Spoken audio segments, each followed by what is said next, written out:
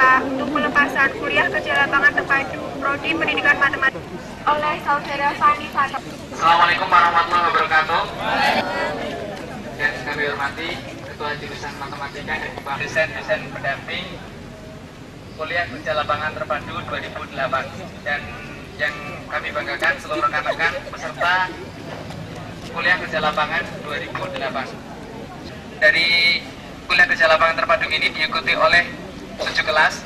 Yang pertama kelas 5B reguler, 5B paralel, 5C paralel, lalu diikuti oleh semester 3A reguler, 3B reguler, dan 3A paralel, serta semester 1.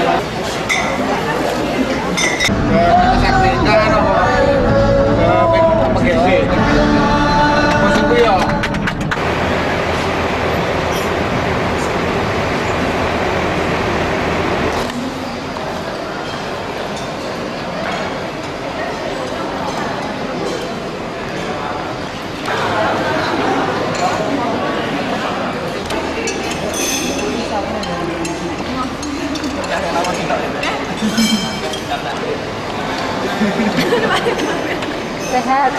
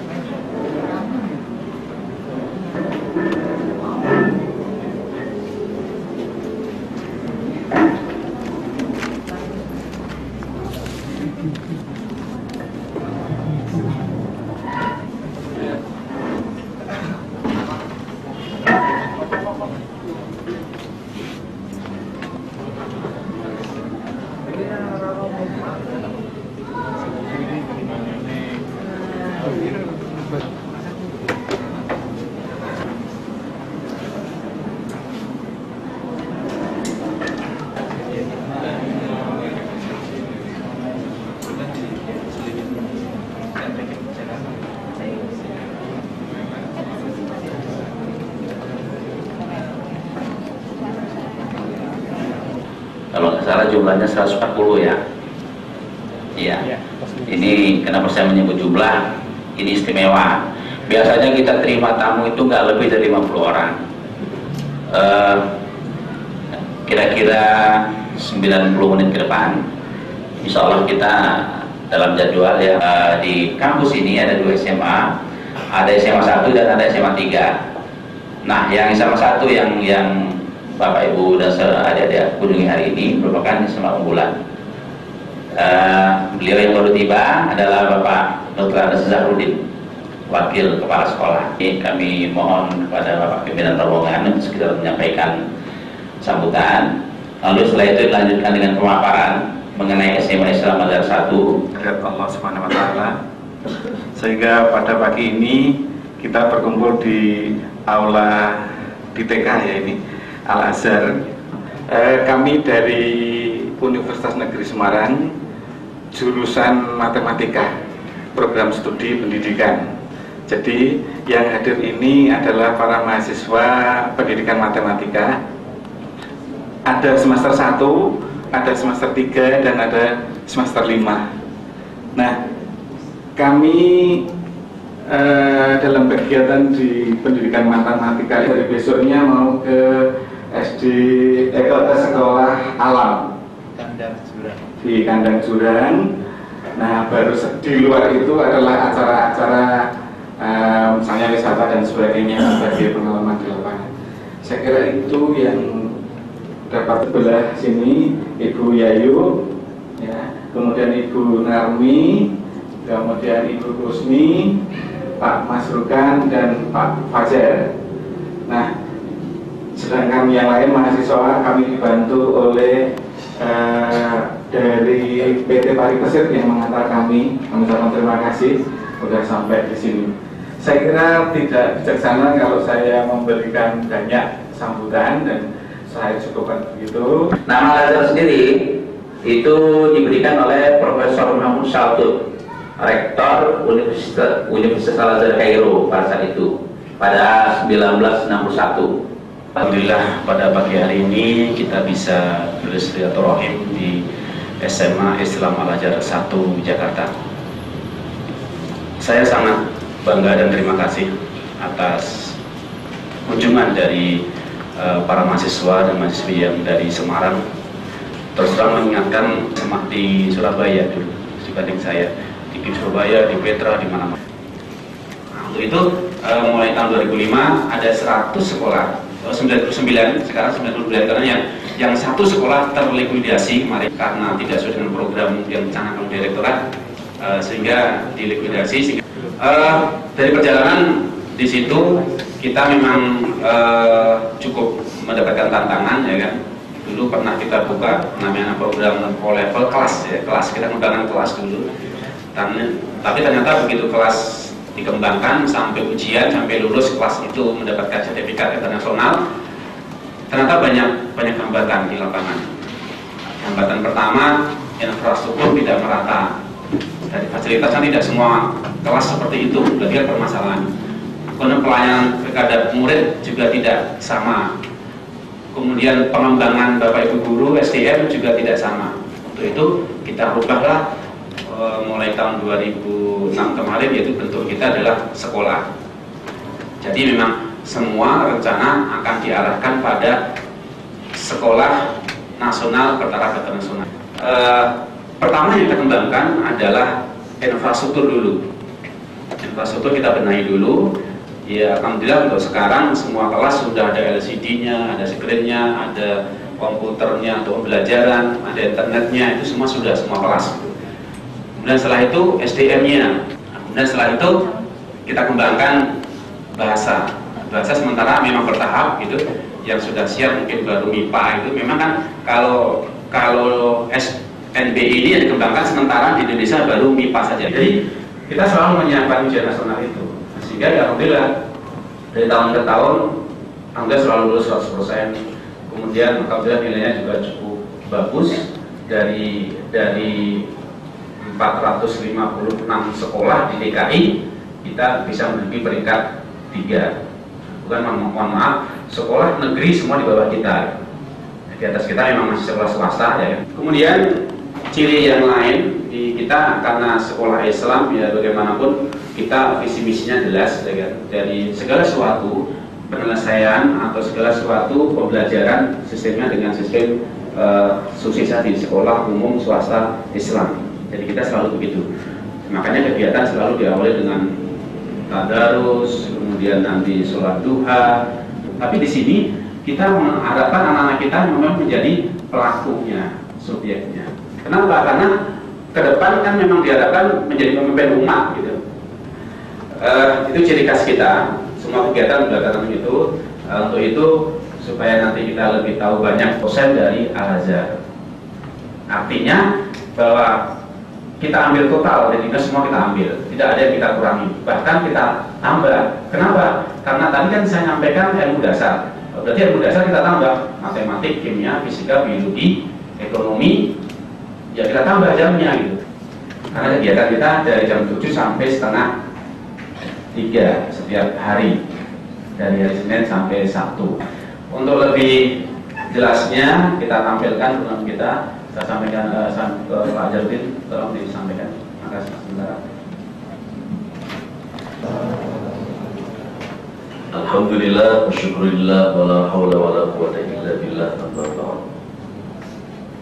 Sugeng Rawuh. Sekolah unggul berprestasi dengan landasan iman dan takwa yang berbasis pada teknologi informasi pada tahun 2008 dan sekolah bertaraf internasional pada tahun 2011. Dan sebentar lagi mungkin kita murid-murid SMS Nama Al-Azhar 1 sekolahnya sudah tidak perlu memakai buku, tapi pakai laptop semuanya. Setiap murid itu nanti absennya pakai handkey. Kalau 1 jam mereka nggak datang, handkey ini secara otomatis langsung ngirim SMS ke orang tuanya bahwa anak Anda tidak masuk hari ini. Rapot itu sudah tidak perlu ditulis tangan. Dan guru-guru tidak perlu capek-capek seperti guru dulu gitu kan. Kalau mau kenaikan kelas atau pembagian rapot semester itu harus nulis lebur, tidak. Sekarang setiap ulangan mereka harus entry data, sehingga nanti begitu mau pembagian rapot langsung tinggal print dan bagikan kepada anak-anak. Doakan saja mudah-mudahan 2011 SMS Nama Al-Azhar 1 salah satu dari sekian ribu sekolah Islam akan menjadi sekolah internasional. Apa misi SMA Islam Al-Azhar 1? Yang pertama, pembinaan dan pemantapan iman dan takwa serta akhlak mulia. Kenapa sih Bapak Ibu menyekolahkan anaknya di SMA Al-Azhar 1? Ya karena agamanya, justru bukan karena matematikanya.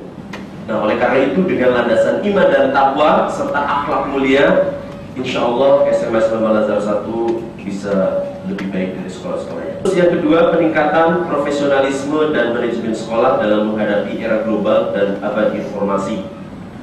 Mengembangkan kreativitas murid berdasarkan minat dan bakat sebagai upaya agar murid dapat tumbuh dan berkembang sesuai dengan potensi dan yang dimiliki. Nanti akan saya jelaskan di ekstrakurikuler.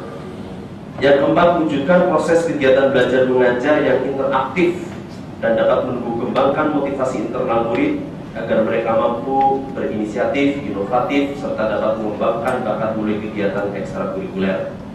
Tadi Pak Budi sudah menjelaskan sedikit. Menerapkan layanan pendidikan berbasis teknologi informasi dan komunikasi. Menjadikan sekolah internasional berwawasan global. Meningkatkan hubungan kerjasama dengan sekolah yang bermutu baik di dalam maupun di luar negeri. Kepala sekolah saya ini sangat luar biasa. Guru, tapi sudah berkeliling ke luar negeri. Tujuan SMA Islam Al-Azhar 1 memberikan pelayanan pendidikan yang optimal dan berkualitas, meningkatkan tercapaian kompetensi murid, meningkatkan rata-rata nilai ujian nasional untuk mencapai peringkat 3 besar DKI Jakarta, meningkatkan kuantitas dan kualitas murid yang diterima di perguruan tinggi negeri favorit melalui PMDK, ujian mandiri atau SPMB, meningkatkan kemampuan murid dalam penguasaan bahasa asing dan teknologi informatika. Kurikulumnya tadi disampaikan oleh Pak Budi, kurikulum Al-Azhar 100%, kurikulum Dignas 100%, kemudian di sana ada kurikulum internasional. Yayasan Pesantren Islam Al-Azhar memiliki diklat seluas 4 hektar Pak ya, buat desa. Dan tempatnya sangat representatif, dan itu digunakan oleh sekolah-sekolah ketika melaksanakan program pesantren alam. tempatnya di Sukabumi. Nah, sekarang pelayanan akademik kita ada remedial, tapi remedialnya tidak banyak, hanya 1 kali saja. Terus ada pengayaan setiap sore hari, pendalaman materi juga setiap hari, pembinaan murid berbakat. Di sini ada tim sukses Olimpiade, kemudian ada tryout, dan alhamdulillah sudah beberapa kali kelas 12 sudah melakukan tryout yang diadakan oleh sekolah bidang pendidikan Al-Azhar maupun nanti dari perguruan tinggi kerjasama. Pembinaan non-akademik, ada orientasi dasar keislaman. Kalau di sekolah-sekolah lain itu anak-anak masuk ke sekolah itu ada istilah masa orientasi murid, gitu kan? MOS. Tapi kalau di Al-Azhar tidak, namanya orientasi dasar keislaman. Jambore Parade Ekskul ini adalah satu kegiatan sebagai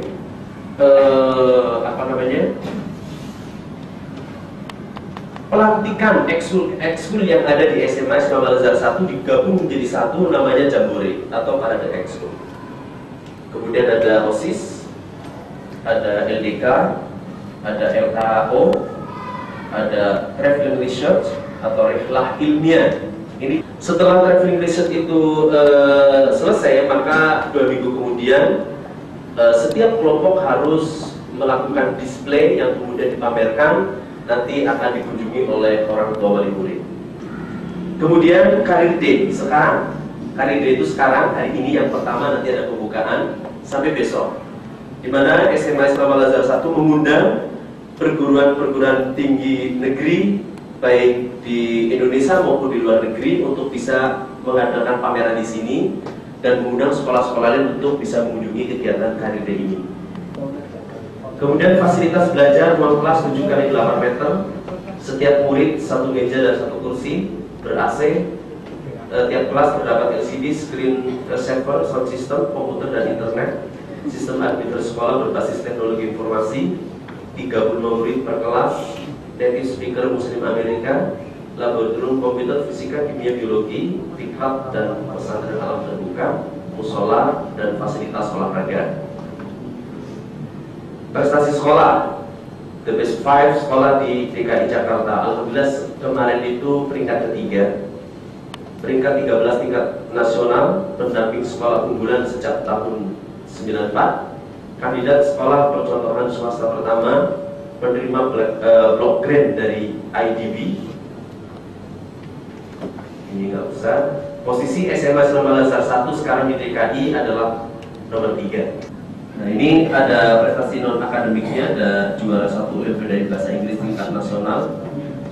Kemarin juga ekonomi di Surabaya, ya? Iya, di Surabaya itu peringkat 2 tingkat nasional. Cukup banyak. Ekstrakurikulernya ini ada Islamic Study Club, ada nasyid, ada Science Club, ada bahasa asing, Jepang, Mandarin, Jerman, dan Prancis, football, basketball, kemudian volleyball, tari. Kalau tari ini sudah go internasional. Kemudian band dan paduan suara. Al-Azhar seni bela diri, majalah dinding. Selesai. Film ini yang buat adalah direktorat dari Dignas kerjasama dengan SMA.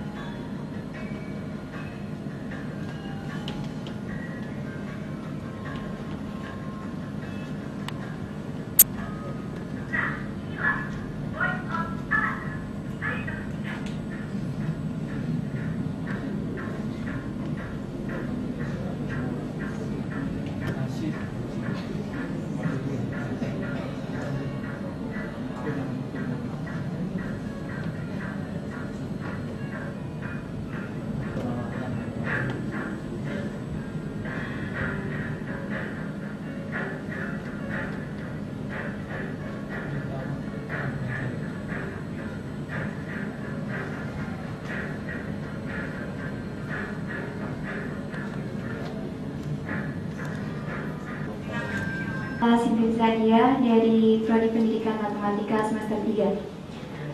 Yang ingin saya tanyakan Pak, dari tadi sudah dimunculkan berbagai prestasi di non-akademik gitu kan. Tapi saya ingin lebih tahu bagaimana SMA Islam Al-Azhar itu menyikapi siswa dengan berbagai yang kita kenal teori multiple intelligence. Sebenarnya dalam pengelolaan kurikulumnya itu seperti apa? Selamat pagi, saya Riko dari Pendidikan Matematika semester 5. Tadi sederet prestasi dari SMA Al-Azhar. Yang saya tanyakan, apakah SMA Al-Azhar juga melakukan studi banding ke sekolah-sekolah nasional, terutama studi banding para siswa, bukannya para guru. Jadi pertanyaan yang kedua, apakah penerimaan siswa baru itu sebelum sekolah nasional sebelum sekolah negeri apa sudah sekolah negeri? Terima kasih. Nama Andi Maulana dari Prodi Matematika, Pendidikan Matematika semester 3. Nah, yang ingin saya tanyakan, lalu untuk tahun-tahun berikutnya akan berbasis seperti apa? Seperti itu Pak. Apakah harus diganti lagi visinya atau seperti apa? Dan yang kedua, tadi telah kita perlihatkan juga bahwasanya salah satu kegiatannya yaitu Jambore seperti itu. Jambore di sini juga ada setiap seksinya sponsorship. Apakah sponsorship tersebut dari pihak panitia penyelenggaranya mengajukan kepada pihak sponsorship atau sponsornya sendiri yang istilahnya berkenan memberikan dananya kepada panitia penyelenggara? Saya mencoba menjawab. Yang pertama, pengembangan intelijensi ya, baik itu emosi, spiritual maupun intelijensi yang lain. Kita menyadari bahwa perkembangan anak ini atau masa depan anak ini tidak tergantung nilai intelektual saja, tapi perlu dikembangkan emosi baik psikomotor maupun spiritual. Untuk itu ya tadi dari awal mulai masuk anak itu secara emosi kita kembangkan, terutama spiritualnya. Makanya alhamdulillah sejak saya 5 tahun, bahkan saya di sini belum pernah terjadi di SMA sama saya 1 itu berantem. Nah, penilaian anak secara total baik dari segi sikap, intelektual, aktivitas itu kita canangkan setiap bulan ada the best student month. Artinya murid terbaik di kelas 10 siapa bulan ini, kelas 11 siapa bulan ini, kelas 12 bulan ini. Nah, untuk pengembangan emosi kita juga mendatangkan juga dari SQ ya, dari Pak timnya Pak Ginanjar kita datangkan ke sini juga untuk anak-anak kita ya, guru bapak ibu guru juga semua di dalam rangka pengembangan emosi intelijensi spiritual tadi. Dengan kimia ada studi banding, tapi bukan yang selevel SMA gitu.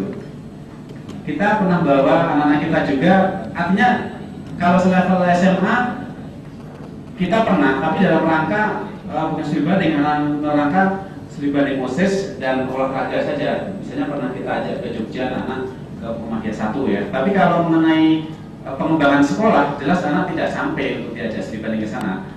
Karena apa? Karena yang tataran untuk pengembangan sekolah kan mesti dari pimpinan sampai ke TU. Kemudian penerima siswa mulai hari ini sudah pendaftaran. Kemarin tanggal 1 mulai pendaftaran sudah. Kita memang tidak pernah menunggu negeri dulu lah, nanti baru. Oh, nggak mau saya, ya kan? Saya nggak mau seperti itu. Saya harus mencari orang yang minat di sini. Nanti bulan Maret kita tes, bulan Maret udah pengumuman. Sudah bayar dia nanti. Nah, kalau dia tidak lulus, keluar. Nggak boleh. Kemudian persyaratannya apa? Kita persyaratannya nilai matematika, bahasa Inggris, bahasa Indonesia 3 tahun di SMP minimal 7. Jadi saya tidak pakai NEM. Kenapa? Kita menghargai proses bapak ibu guru yang ada di sekolah. Kalau anak itu dapat nilai stabil, katakanlah 7 kan cukup nilai yang stabil ya, dalam rangka menengah ke atas, itu anak itu mungkin insya Allah dari segi sikap atau intelektual baik, rata-rata baik. Kena daftaran mulai 1 Februari sampai 14 Maret. Biasanya kita hanya menerima 140, pendaftaran sekitar 500-an lah. Jelas, saya kan ya sekolah internasional itu saja. Untuk itu nanti kita lihat 2011 ya kita harus punya mimpi yang kayak apa itu harus punya. Karena nanti perubahan bisa ya. Ini menarik, pertanyaan yang sangat bagus nanti kalau adik-adik menjadi guru. Jadi anak itu di sini cirinya, pertama pemilihan OSIS itu kita bebaskan. Kemudian kalau program itu semua juga OSIS tapi mengacu ke program sekolah. Kemudian dana itu memang semua ada disiapkan oleh yayasan. Nah, persiapan dana dari APBS itu kadang-kadang kurang. Kalau kurang, barulah boleh mengajukan sponsorship. Yang mengajukan anak. Nanti kepala sekolah mengetahui sponsorshipnya, suratnya kemana harus kita ikuti. Tidak sembarangan boleh mengajukan. Kemudian nanti jawabannya apa? Jadi sponsorship, nah, kecuali kegiatan yang sifatnya murni OSIS. Misalnya anak-anak mengadakan kegiatan Alpuskap, ada lomba-lomba band, lomba cepat-cepat, yang macam-macam seperti itu memang sponsor murni. Yayasan atau sekolah tidak membiayai. Oh, luar biasa anak kita. Kadang ada kegiatan itu dengan anggaran 500 juta tertutupi. Makanya, tapi programnya kita arahkan, nggak boleh bebas. Visinya sama dengan visi kita kan, tidak boleh kira-kira sembarangan. Contohnya, termasuk buku tahunan. Kalau buku tahunan sekolah lain dibiayai oleh sekolah kan. Pernah buku tahunan tahun kemarin saya membiayai per anak 250.000. Anak nggak mau tolak. Pak, saya tidak perlu dana dari sekolah. Padahal saya sudah mendengarkan. Terus gimana anak-anak tahun depan nggak boleh lagi? Dia udah ada sekolah adik saya. Kenapa? Saya mau cari dana sendiri. Cari dana sendiri. Buku tahunan itu. Ya alhamdulillah dia tertutupi. Mungkin karena gini, kalau dia ngambil dana dari saya 250.000 itu, udah saya tidak boleh ngambil sponsor dari manapun. Anak-anak itu maunya 500. Ya, 500 nggak bisa.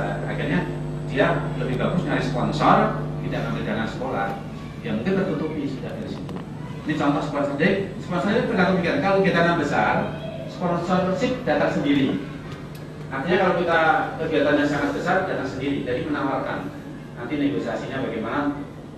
Yang luar biasa anak-anak itu ya kerjanya sendiri. Ini mengenai Jambore, sponsor Jambore tadi kita kembangkan. Kita menghargai ekskul itu memang kita lantik, kemudian dana dari sekolah. Kalau tidak ada anak, kalau kurang anak mencari sponsor yang diketahui oleh sekolah. Masih ada lagi?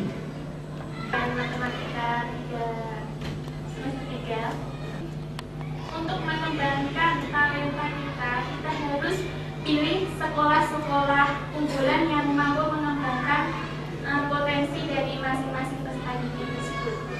Nah, di sini pertama kali saya datang di sini, yang terlintas di pikiran saya adalah berapa butuh biaya untuk masuk di sekolah sini, dan untuk masuk sini itu untuk bagi para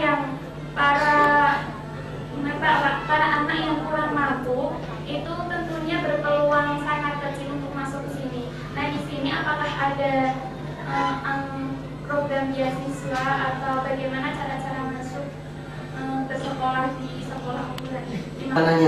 Sekian, terima kasih. Wassalamualaikum warahmatullahi wabarakatuh.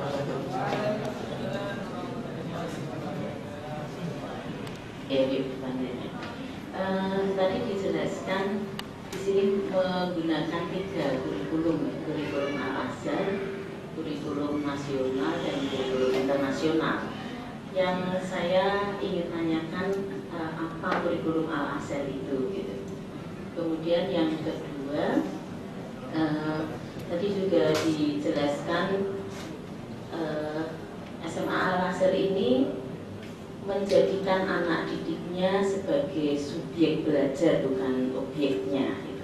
Nah, model-model pembelajaran yang seperti apa yang dikembangkan di sini oleh guru-gurunya sehingga sungguh menjadikan anak itu sebagai subjek belajar. Sekolah itu mau bagus tidak mungkin gratis. Di SMP kita, SD kita gratis. Yang gratis berarti yang minimal gitu. Ya kan? Kalau SMP itu gratis berarti minimal. Menteri Agama mengatakan boleh menarik ke SMP negeri, boleh, nggak apa-apa. Kalau standarnya bukan standar minimal sekolah itu. Gitu. Kalau dia gratis berarti minimal, ya apa adanya, minimal sekali gitu. Standar formal namanya sekarang. Kalau mengembangkan ke SSN, mengembangkan ke SBI, ya harus bayar. Nah ini harus diberi pengertian kepada calon-calon wali kota, calon gubernur itu. Jangan sampai nanti ini kendala, nanti menjadi tantangan adik-adik waktu di masyarakat ya. saya pernah supervisi di NTB. Ya, waduh, merepotkan. Artinya kalau sekolah seperti ini terus, kapan majunya negara kita itu? Akan semakin tertinggal terus dengan yang lain.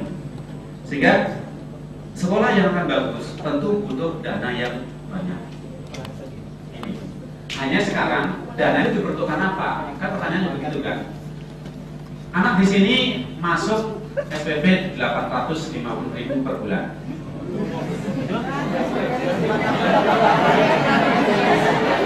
Nggak apa-apa, mesti ketawa, mahal, oh pantesan, mesti gitu. Yang kedua, uang pangkal 17.500.000. Uang itu untuk apa sekarang? Saya terus belakang aja. Sekitar 6,4 miliar 1 tahun.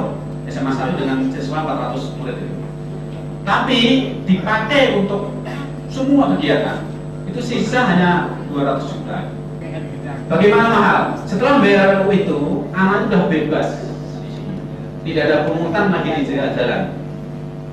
Eskul yang tadi bahasa ada 5 bahasa bebas. Nah, guru di sini hanya sebagai pembina. Jadi ada pembina, ada pelatih.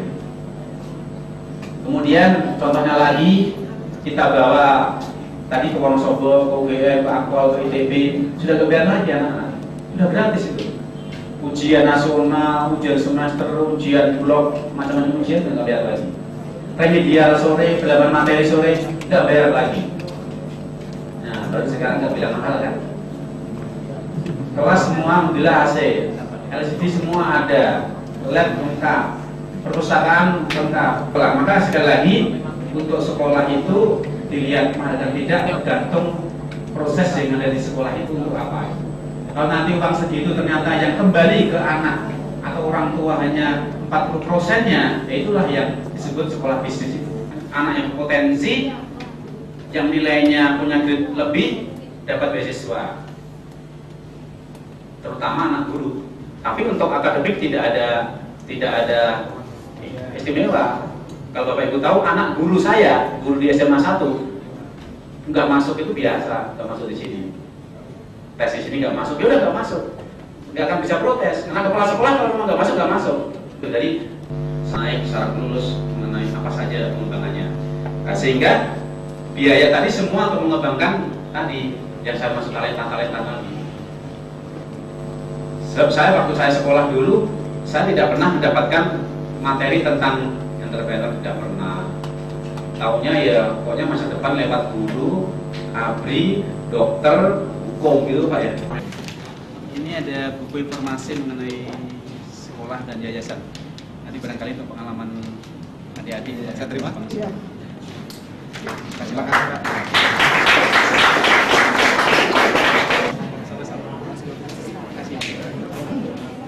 Assalamualaikum. Bagaimana, mau dilanjutkan atau mau jalan-jalan?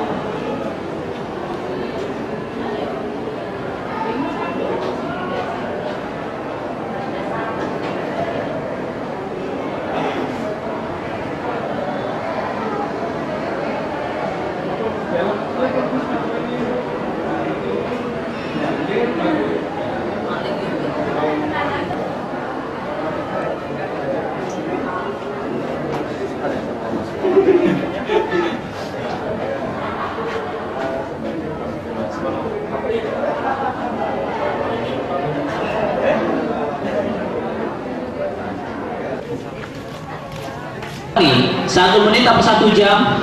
Oh, tentunya kita kasih yang spesial pakai clock. Siap? Suaranya dong.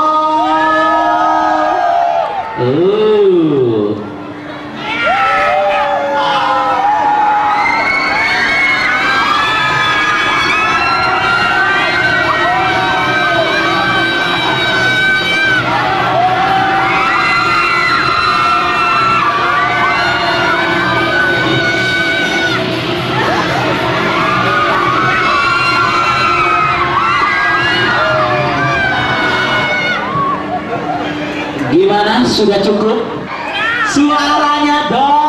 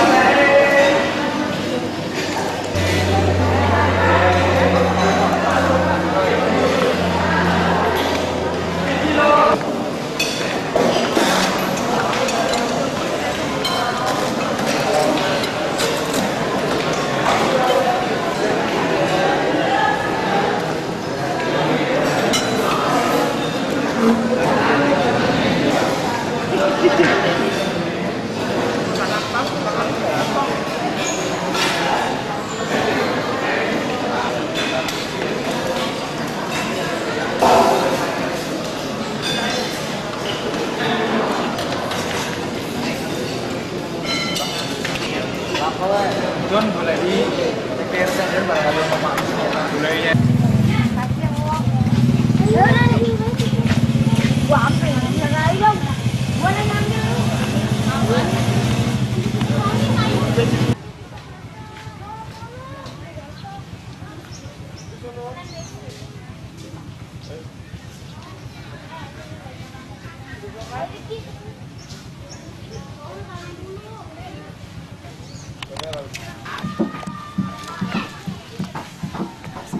Acaranya apa?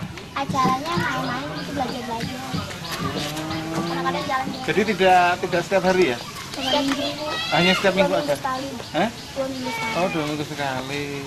Iya. Temannya banyak di sini? Banyak, 4.000. Oh, 400. Belajar ya. Eye Center akan memberikan layanan gratis periksa mata sebanyak 500 anak. Sementara kita punya 2.500 anak. Siapa yang matanya nanti ketahuan dia minus atau plus, dia akan diberikan kacamata secara gratis.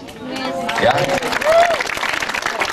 Saya hanyalah sebagai jembatan saja untuk anak-anak dan ibu-ibunya di sini. Kalau ada apa-apa, saya menjembatani. Dan yang pasti ini adalah kegiatan untuk tanggal 10. Tanggal 24-nya kita akan naik kereta api dari stasiun yang belum jadi. Kita akan di stasiun kota. Di sana kita akan menggambar, akan diberi penyuluhan tentang bagaimana tertibnya lalu lintas atau layanan lalu lintas tertib untuk kereta api. Lalu pergi dari situ ke pasar seni, kita akan menyeket lagi gambar di sana. Dan semua itu gratis juga dari PJKA. Itu jumlahnya hampir 1.500 anak.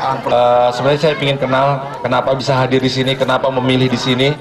Sekali lagi bahwa Kanang Jurang Doang itu bisa mandiri karena kalian kalau mau jadi pemimpin harus pandai bersilaturahmi. Tanpa silaturahmi Anda kerjanya bikin yayasan, akan datang kemana aja minta sumbangan. Oke? Makanya pada hematnya saya mengamati masjid yang jadi karena jaringan di jalanan, kecek-kecek, itu pasti begitu jadi sepi akan majelis. Tapi kalau masjid dibangun berdasarkan ada orang ingin masuk Islam secara kafah, masjid itu nanti akan lestari dengan sendirinya.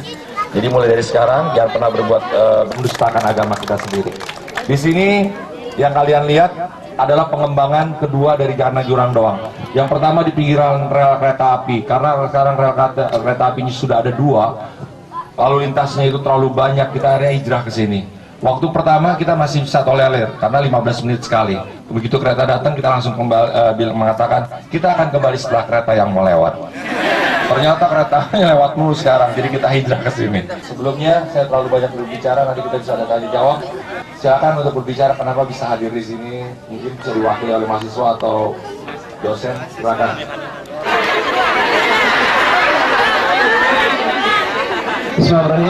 Assalamualaikum warahmatullahi wabarakatuh. Yang kami hormati pimpinan sekolah alam, dosen pendamping yang telah hadir, dan seluruh teman-teman peserta KKL Kuliah Kerja Lapangan Terpadu 2008 dari Universitas Negeri Semarang. Kami dari UNES di sini mengadakan kuliah kerja lapangan.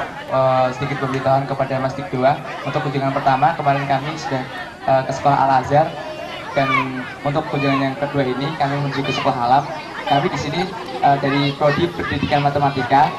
Mengapa pendidikan ingin mencoba ke sekolah alam? Yang pertama ke sekolah Al Azhar kami sudah melihat bagaimana sistem pembelajaran. Ya, tepuk tangan dong buat sahabat kita. Oke. Pani, Pani yang lucu ya. Misi keberangkatan Anda, tepuk tangan lagi buat Anda semua. Ada satu yang ingin saya pesankan kepada Anda, kenapa tidak bisa matematika dipelajari di alam? Bisa. Dengan catatan Anda harus mengerti proses tentang anak-anak. 7 tahun awal, 1-7 tahun tugas anak adalah main, dan main. Selagi main-main jangan ajak belajar, ajaklah dia main. Mungkin sambil belajar. Ingat, 1-7 tahun adalah main. Persoalannya Dik doang. Kenapa? Anak saya mampu 5 tahun udah masuk SD, silakan. Karena masuk SD bukan berdasarkan tahun, tapi berdasarkan kemampuan. Tapi jangan salah, anak yang dipasangkan seperti itu nanti SMA-nya males, kuliahnya jarang datang. Karena sudah energinya dipakai. 7 tahun sampai 14 tahun adalah usia emas. Kalian pelajari agama, pelajari apa aja, mereka masuk, apalagi mati. Banyak kekhawatiran orang tua ketika umur 21 tahun usia bekerja dan menikah, mereka ditinggalkan oleh anak-anaknya. Kenapa? Karena mereka tidak menanamkan bagaimana menjadi sahabat. Saya yakin kalau Anda menanamkan itu semua, di saat di umur 21 tahun sampai ke berapapun, yang diingat adalah sahabatnya, yaitu orang tuanya sendiri. Ini pegangan kunci. Jadi teman-teman jangan berkecil hati, apapun bisa dipelajari, yang penting kita tahu. Pada saat segini, aku mengajak mereka bermain dan belajar. Karena aku tidak ingin menjadi guru ataupun, tapi aku ingin menjadi sahabat baik bagi anak-anak. Oke, teman-teman, kalian bisa melakukan Kanang Jurang Doang di halaman depan rumahmu.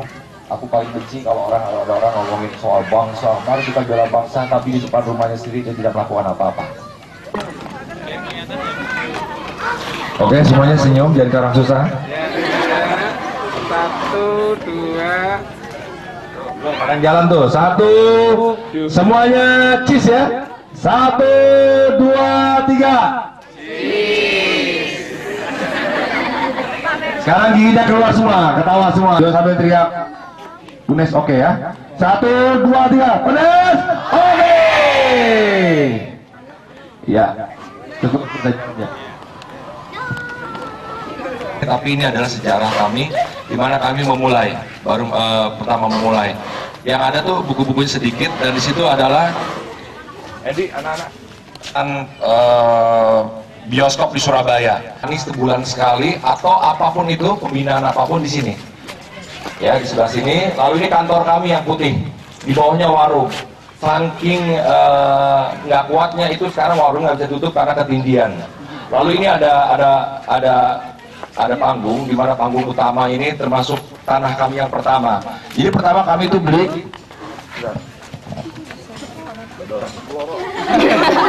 Ini yangnya. Lalu yang ada dulu tuh cuma si ini aja udah. Jadi orang manggung, orang main bola di sebelah sini. Lama kelamaan orang main bola pada nggak sholat. Ini adalah dosa tuan rumah. Lalu saya menyiapkan musola di sana. Lalu saya membuat yang namanya kampung doang di sana. Lalu tanah itu lebar ke sebelah sini, lebar sini. Lalu lebar lagi ke sebelah sana. Dan ini adalah yang paling terakhir, yang paling terbaru yang lagi digarap. Ini tanahnya sekitar 550 meter, dibeli 180 juta. Ini juga masih ngutang karena tanahnya belum kelar, surat-suratnya, jadi kami ngutang. Ini fair-fair aja, jadi jangan takut ngutang. Kalau Anda menjadi anak pemalas, mungkin karena Anda nggak punya utang. Kalau Anda ingin menjadi anak yang rajin, ngutang motor, pasti Anda akan bangun pagi karena harus bayar cicilan. Ya, itu motivasi dalam diri. Ya, ini dibangun dengan bantalan-bantalan rel adalah kreasi saya sendiri. Sementara ini dibangun oleh Jawa Barat, Jawa Timur, Jawa Tengah, dan DKI untuk kuli-kuli terbaik, ahli bangunan terbaik dari Holcim. Ya. Jadi ada 75 orang yang berkostum, lalu ini saya meneruskan. Sebenarnya saya ada orang yang bahagia tapi prihatin. Bahagia ini diberikan rumah, prihatin harus menyelesaikan semua bangunan ini.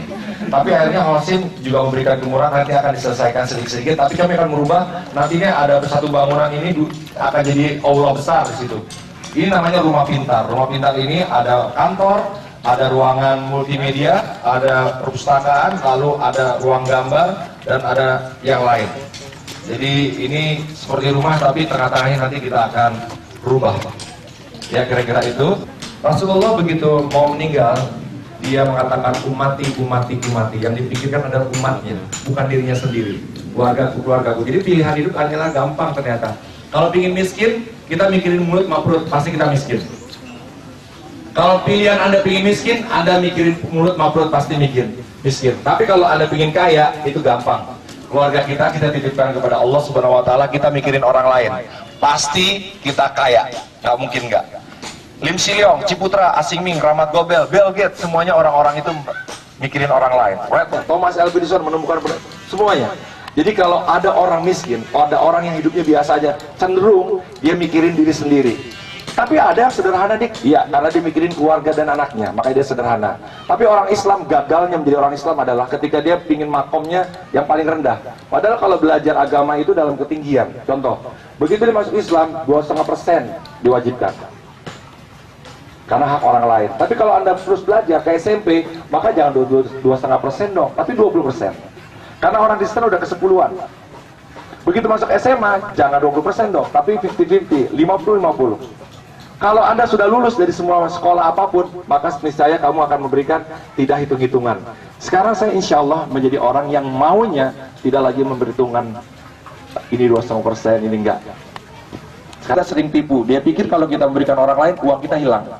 Padahal berbuat baik itu seperti cermin. Apa yang kau gerakan, maka cermin itu akan melakukan setiap gerakan kita. Begitupun kita berbuat baik, maka saya akan berbuat baik pada diri sendiri. Ini lupa kita. Jadi rumah saya jaga tetap seperti itu, agar senantiasa orang bisa memotret bahwa perjalanan yang paling mulia adalah perjalanan menuju rumah ibadah.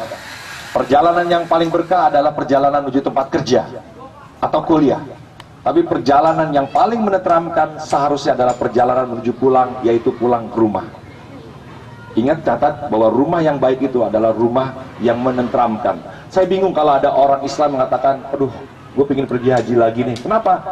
Karena Baitullah gue tuh kayaknya di sana. Padahal Baitullah tuh ada di hati, ada di rumahmu. Jadi keliru kalau ada orang pergi haji lagi. Emang kenapa, Dik?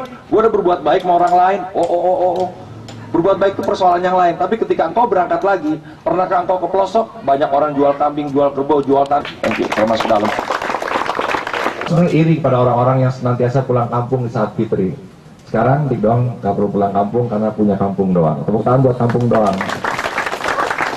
Di sini pernah duduk Menteri Pertanian. Kami sekolah dari tahun 93, bayangin. Selama tahun 93 sampai tahun 2008 ini tidak pernah turun hujan pada saat kita belajar. Pada saat kita mulai tank, hujan berhenti. Ilmu marifat, ilmu yang lebih tinggi dan lebih tinggi lagi mempelajari tentang agama, tentang pengetahuan agama. Dikatakan setiap rintik hujan yang turun selalu ditemani oleh para malaikat. Kalau orang Cina menyebutnya dewa-dewa sedang turun.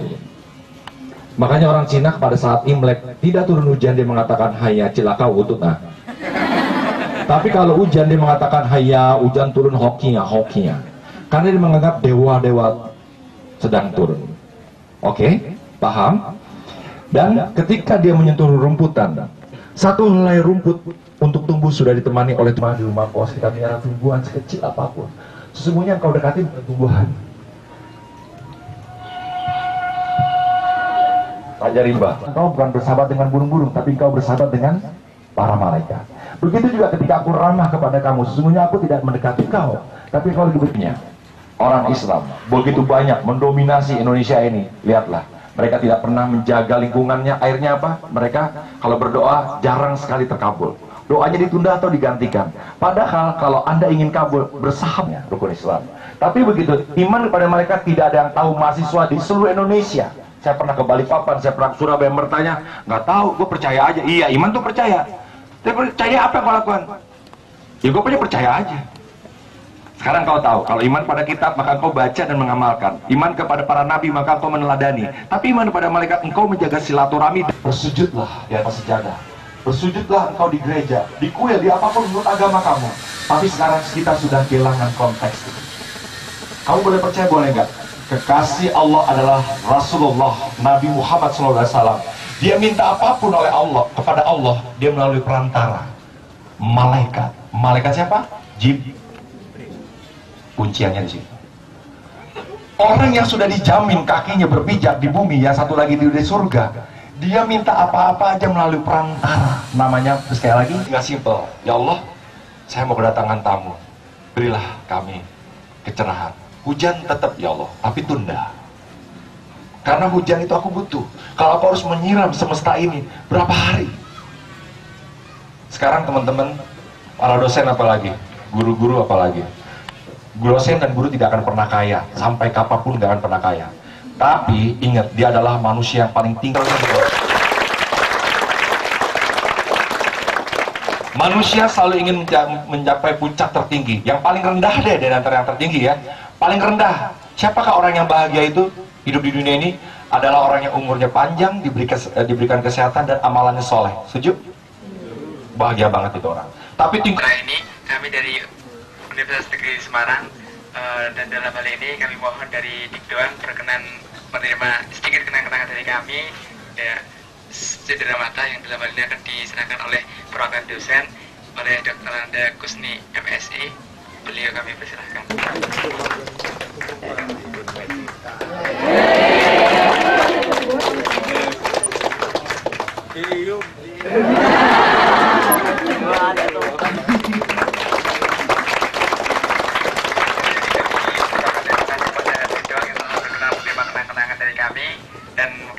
Sekarang sebelum kita pisahi, saya memberi kesempatan untuk tanya jawab bagi mahasiswa yang ingin. Kagum sekali ya dengan adanya sekolah alam ini. Tadinya saya melihat mendengar sekolah alam ini yang bertanya-tanya gitu. Yang saya tanyakan di sini, apakah ada maksudnya hari aktif belajarnya tuh hari apa aja? Kemudian setelah itu apakah ada kalau misalkan kita sekolah belajar hanya di hari Minggu saja. Minggu jam 8 sampai jam 10, kadang-kadang sampai sore. Ya itu tergantung. Dan hari-hari biasa kemana? Hari-hari biasa nih kadang-kadang suka ada kunjungan, suka ada yang nyewa. Yang nyewa itu nanti dananya dikembalikan lagi ke untuk anjuran doang.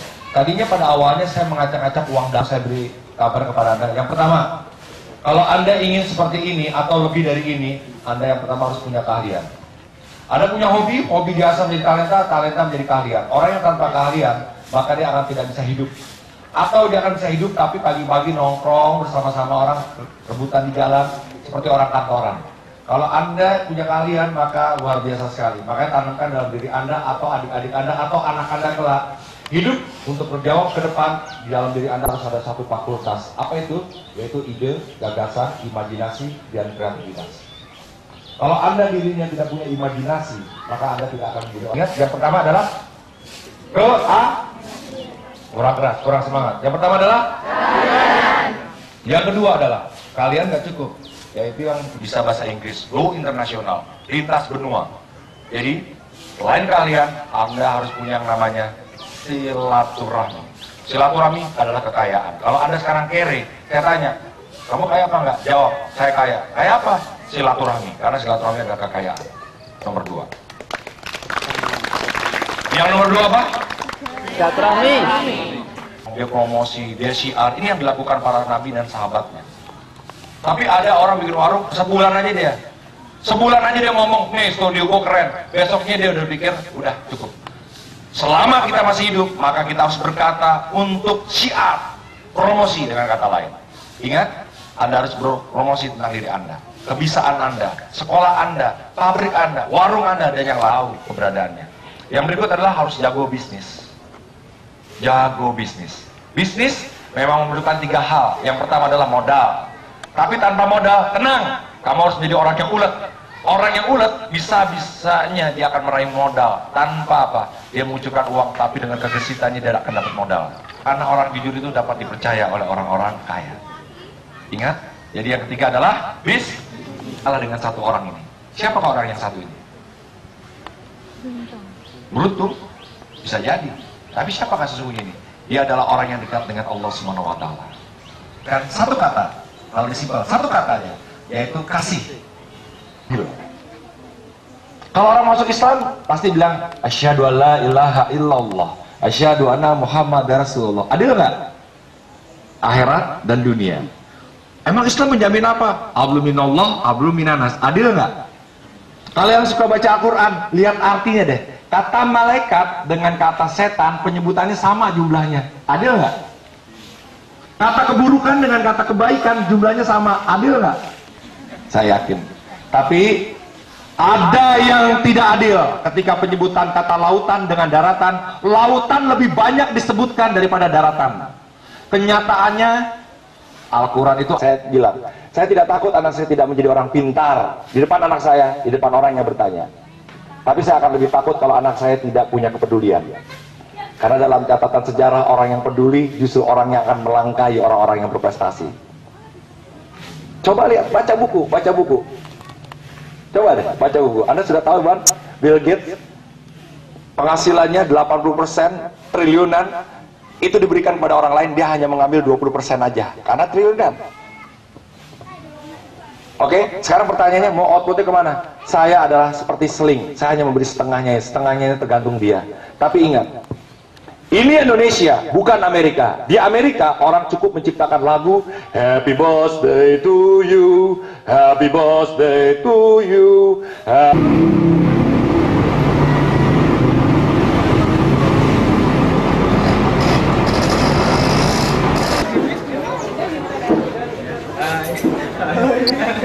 Saya lagi.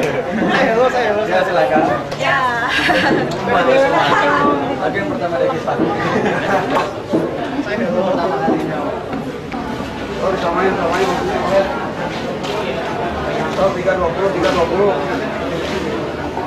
Ini 320. 215 320 nih. So, patrole nih. Oh, disamain.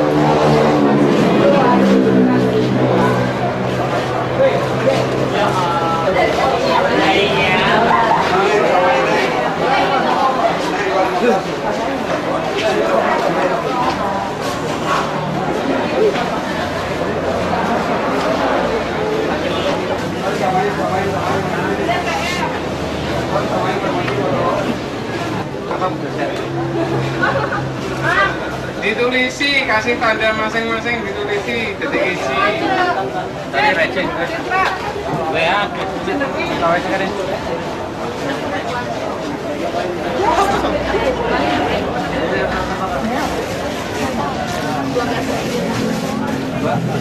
Jadi kepala terus di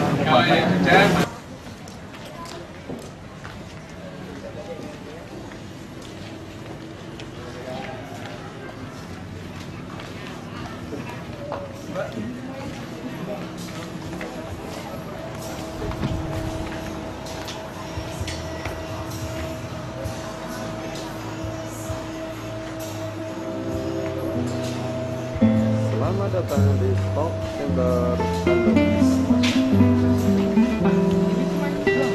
Iya. Coba tuh, kita ada di Ustaz Bila.